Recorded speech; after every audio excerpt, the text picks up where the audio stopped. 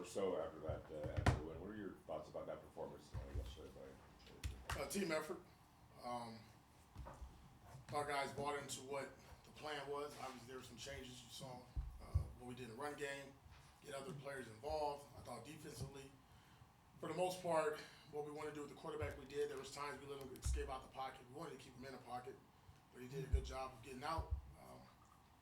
I thought on the back end, Patrick Graham, as the game went on, got to what we thought would be our bread and butter in coverage, and gave him some different looks and made him hold the ball. That allowed us to either have hits or make the quarterback throw inaccurate throws. Special teams, that was a really good unit we went up against. There were some physical plays out there, but I think the game really came down to that PAT and our guys, applying pressure and them missing that PAT because they could have kicked the field goal to tie it up at the end.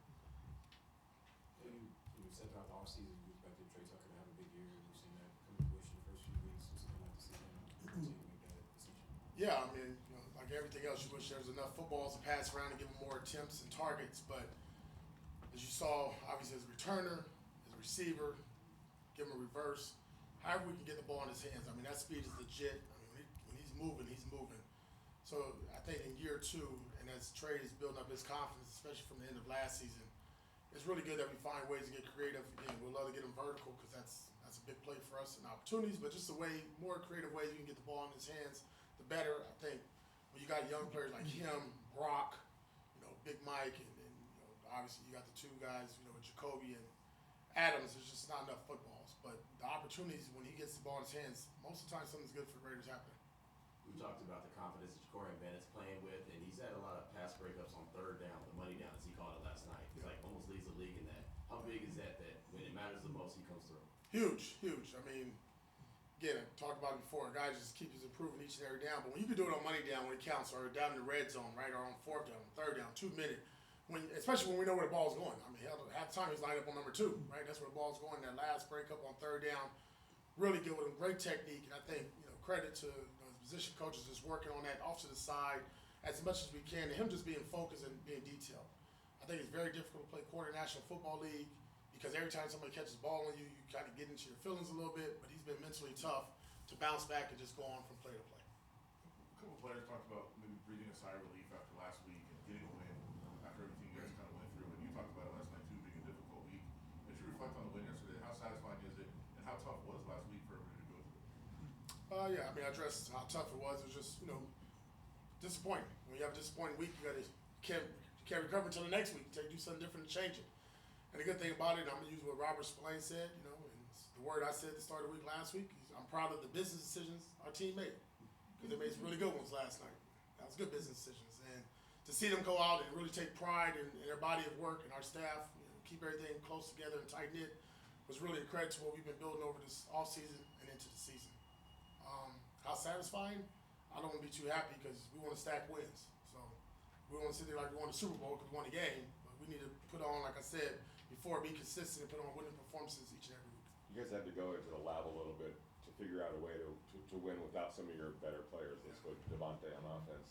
Are some of the things that you guys came up with that we saw yesterday, are those things that you feel can be part of things even when Devontae first played? It has to be. It worked. It has to be.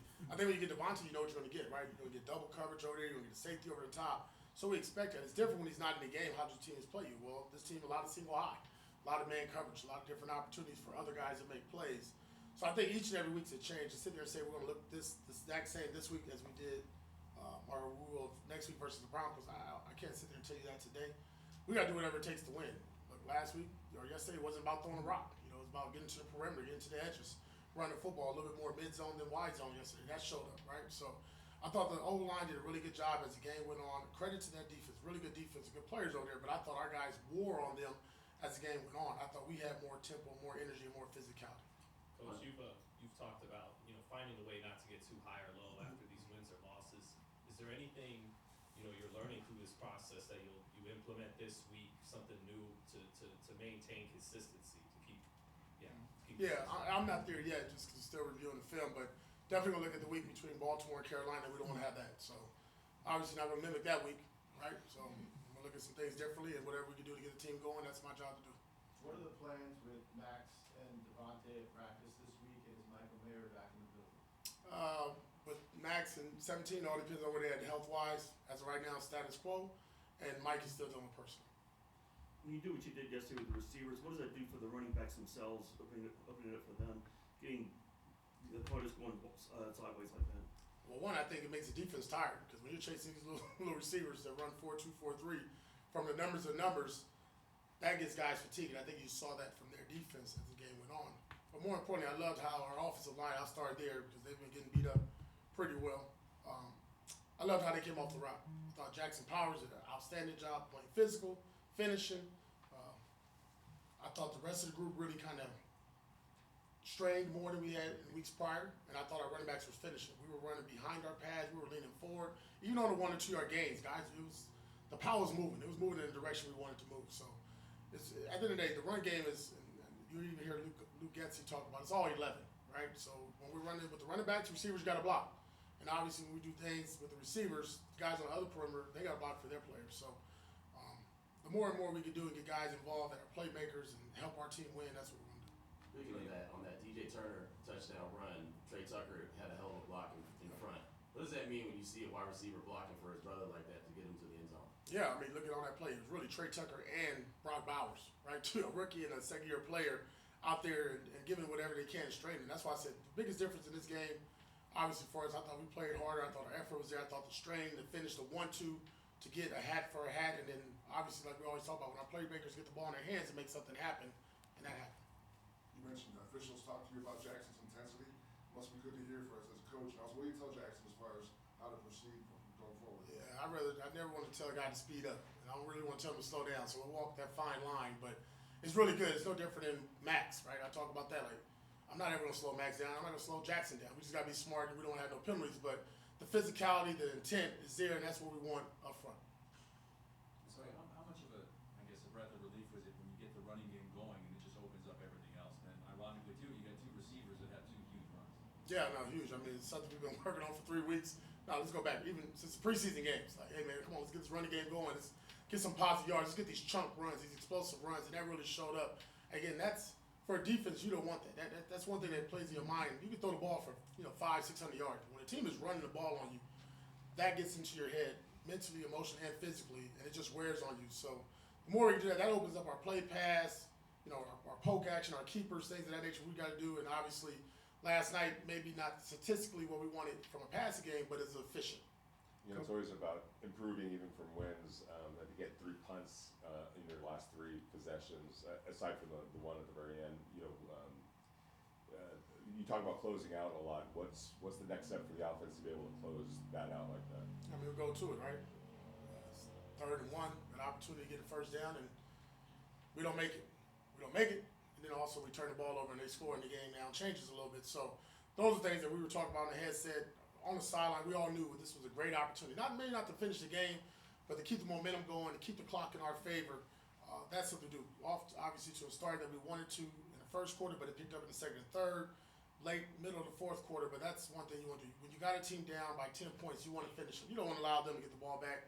Even though it's 8 minutes again, you're kind of in that 4-minute mode where you want to keep the ball back, keep the defense fresh so we can do what we did at the end of the game, rush the passer. A couple of weeks ago, you talked about how Robert Spillane has really changed the narrative of what people view him as a linebacker. Now, obviously, with there's so many injuries on the defense, how vital has he really been to this defense? Yeah, man, he's our bell cow. If Max is our superhero, I mean, he's the next thing we got to it, and he's been there every snap. Has not missed 1 snap. I don't believe this season. Makes all the calls, makes all the checks. When you see him after the game, you see a guy that played balls to the wall. And it's nothing more pleasure for me as a former linebacker to watch that from our middle linebacker. A guy who came in with a chip on his shoulder, and I think he's proven everybody, you don't do what he's done 4 weeks in a row and say that's a fluke. He's one of the better linebackers in the National Football League, and I'm glad he's on our team. Coach, you ended the game Sunday needing a big game from a lot of the younger players. What does it do for the team that they actually stepped up and had a good game, those younger players? Confidence. Last year when I took over, a lot of what the success was off our younger players. But what happened a little bit earlier this year in Game 4, and we always talk about it, you hear, the mantra, like next man up mentality, but normally it's like the guy's a little bit older. He's not a rookie or, it's a core special teams guy.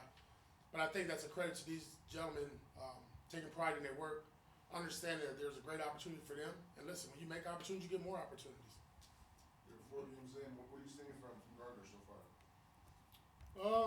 Pretty much what I thought we'll see. You know, I think there's some plays I know we want and we want to take back, but also see some moxie there. I see confidence. I see a guy that went on. It's more about on the sideline than in the building. You know, just keeping guys calm. He does have a good presence about himself. We're kind of where we're at right now, 2-2. You know, and is that good or is it bad? I don't know, right? I don't know where people had us at, but I think for us, we know there was opportunities there that we wish we could have and make them. There were some throws last night.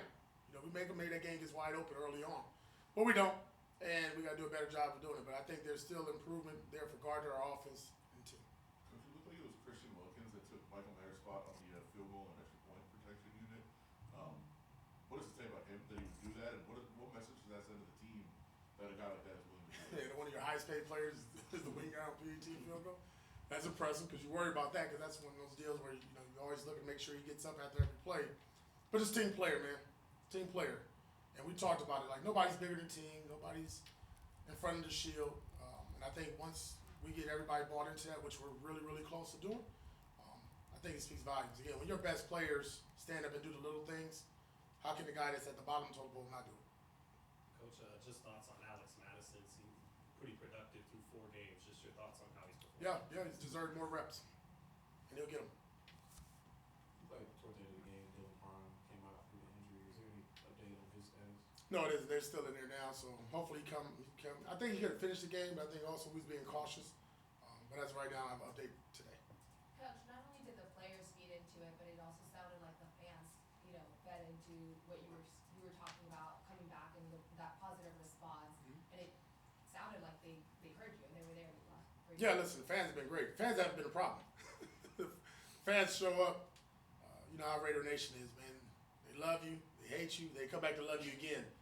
And that part you appreciate because you know what you get each and every week, right? It's honest, you respect it, and they don't hide their emotions. But it's really big because as that game was going, right, first quarter not the way the Raiders wanted, halftime tied up, and then you get that fourth quarter, and when we really need them to be loud and be disruptive and get the guys going, and you can see hopefully on our sideline the energy that they create and they bring, that really fuels our players, to be honest, especially when we got guys there that, their first time in certain roles, and it's a big moment, it's a third down, we need to get a stop, or we got to make the right call, adjustments-wise in the secondary. That's huge because all we do is work with music. So the energy they bring, the noise, the loud, banging on there, the black hole here, seeing those guys bang on the pad. I love it. I wish we get louder and louder, and obviously we got to keep performing well at home to keep that home field advantage. That's good.